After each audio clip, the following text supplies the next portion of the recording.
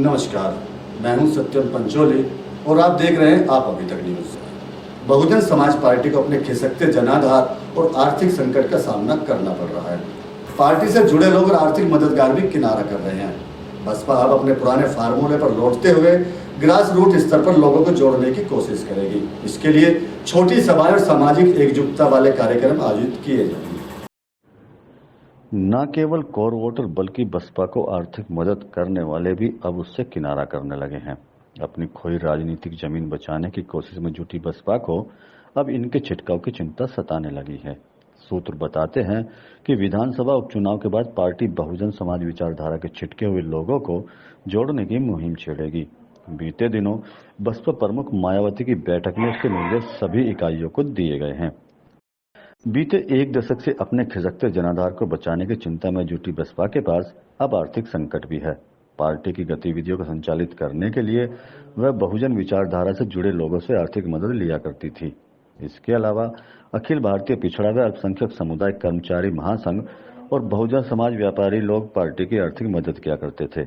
लेकिन बसपा संस्थापक काशीराम के समय के लोगों के पार्टी से बाहर जाने का असर इस मदद पर भारी पड़ रहा है। बसपा नेतृत्व अब मान रहा है कि इन लोगों के बसपा से किनारा करने से चंदा और विचारधारा के आधार पर चलने वाला मूवमेंट दोनों ही प्रभावित हुआ है। लिहाजा पार्टी इन लोगों को फिर विचारधारा के आधार पर पार्टी से जोड़ने की कोशिश में जुटेगी। राजनीतिक जानकारों की माने तो बीते एक दशक से हर चुनाव में तमाम कोशिशों के बावजूद बसपा को कोई राजनीतिक लाभ नहीं मिला है।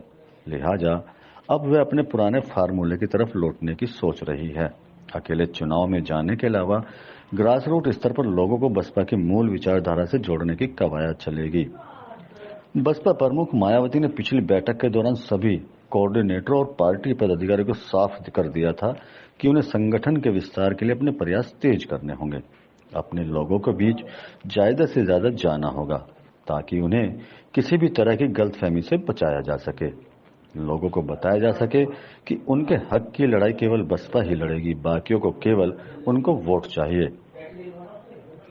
सूत्र बताते हैं कि उपचुनाव के बाद बसपा के जिला स्तरीय पदाधिकारी लगातार छोटी सभाएं और समाज में एकजुटता का संदेश देने का लोग कार्यक्रम करेंगे।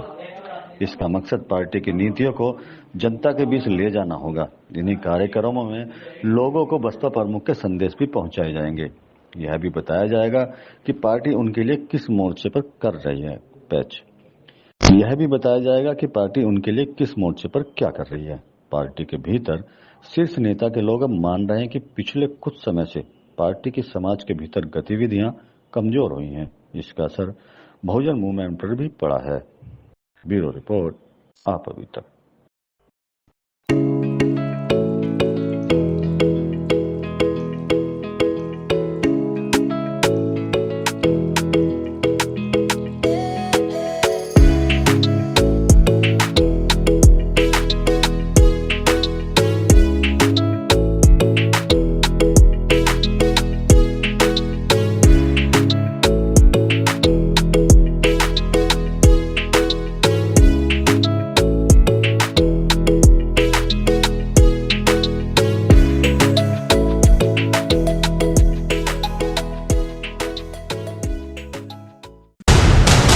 देश और दुनिया की खबरों से अपडेट रहने के लिए आप अभी तक न्यूज चैनल को सब्सक्राइब करना ना भूलें और साथ ही हर न्यूज का नोटिफिकेशन पाने के लिए बेल आइकन को भी दबाएं।